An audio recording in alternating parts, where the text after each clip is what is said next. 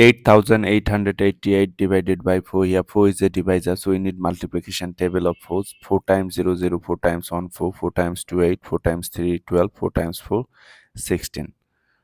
Okay, to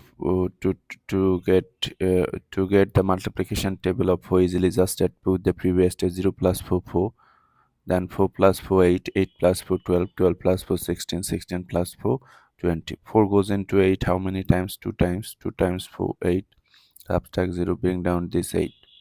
0 8 means 8. 4 goes into 8 2 times.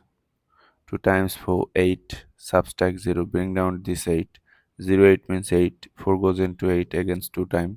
2 times 4 8, subtract 0, bring down this 8. 0 8 means 8. 4 goes into 8 how many times? 2 times. 2 times 4 8, subtract 0. So our answer is 2222.